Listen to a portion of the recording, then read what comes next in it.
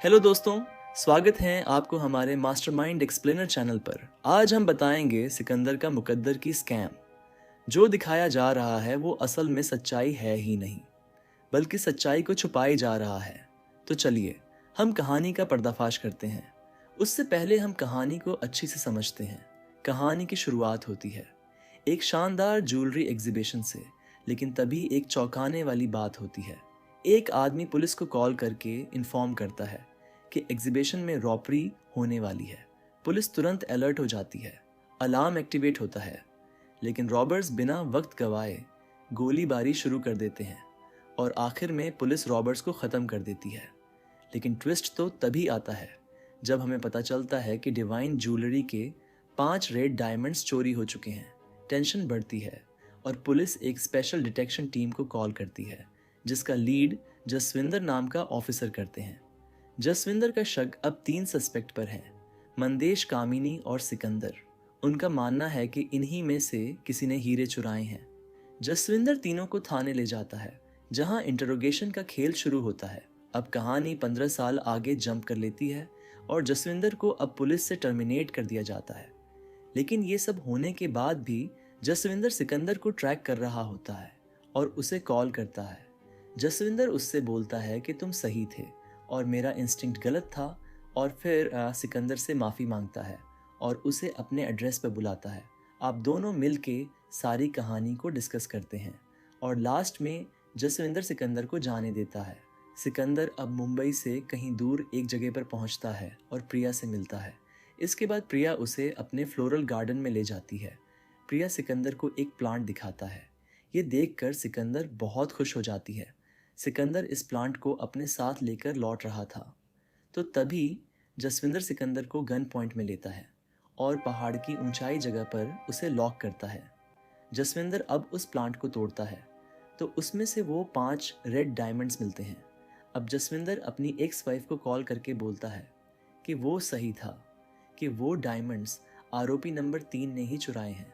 फिर जसविंदर सिकंदर को एक फाइनल ट्विस्ट बताता है कि अगर मैं तुम्हारे सामने हार नहीं मानता तो तुम कभी डायमंड्स लेने जाते ही नहीं, और तुमने वैसा ही किया जैसा मैंने सोचा था। एक प्लान के पीछे प्लान तो क्या, ये जसविंदर की जीत थी या सिकंदर की हार? अब जसविंदर सिकंदर से सच्चाई पूछता है, तुमने ये सब कैसे किया? तभी सिकंदर एक दिलचस्पी कहानी सुनाता है। वो बताता है कि एग्जीबिशन के एवी सेटअप का काम करते करते उसकी वहाँ अच्छी पहचान बन चुकी थी, लेकिन एग्जीबिशन के 3 दिन पहले एक तुकतराम नाम के आदमी के दोस्त का पीसी ठीक करने के लिए सिकंदर उसके घर गया। वहाँ उसने एक अजीब चीज़ देखी, एक लाल बैग, कुछ बंदूकें और ग्रेनेड्स। सिकंदर कहता है कि उसने उस कंप्यूटर पर फर्जी पास भी देखे जो किसी बड़े प्लान का हिस्सा लग रहे थे। सब समझने के बाद भी सिकंदर ने अपना काम ख़त्म किया और वहाँ से निकल गया।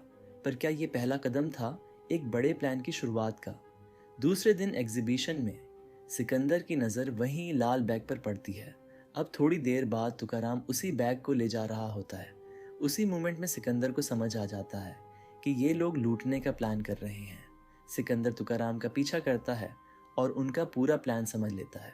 फिर अपनी चालाक सोच के साथ सिकंदर अनूप नाम के एक आदमी के पॉकेट में एक पर्ची डलवा देता है। इसी पर्ची के ज़रिए अनूप पुलिस को कॉल करता है और इसी इंफॉर्मेशन के ज़रिए एग्जीबिशन में अफरा ऑफरी शुरू हो जाती है, और इसी के फ़ायदे उठाते हुए सिकंदर उस डायमंड्स को चुरा लेता है। फिर उसको इतना तो पता था कि गोलीबारी होने के बाद दोस्त डॉक्टर तो ज़रूर आएंगे, इसलिए सिकंदर ने प्रिया को पहले से ही कन्विंस किया था। जब वहाँ से डॉक्टर बाहर निकल रहे थे तभी सिकंदर प्रिया को डायमंड्स देता है। इसके बाद सिकंदर जसविंदर को एक प्रपोजल देने की कोशिश करता है, लेकिन इसी बीच मूवी एक सस्पेंसफुल एंड पर ख़त्म हो जाती है और हमारे लिए काफ़ी सवाल छोड़ जाती है।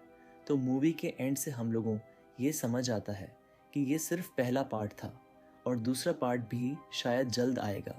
तो चलिए बात करते हैं उन सवालों के जो इस कहानी ने छोड़ गई, माना कि चोरी सिकंदर ने की थी। पर क्या जसविंदर साबित कर सकता है कि ये ओरिजिनल डायमंड्स हैं या फिर नकली?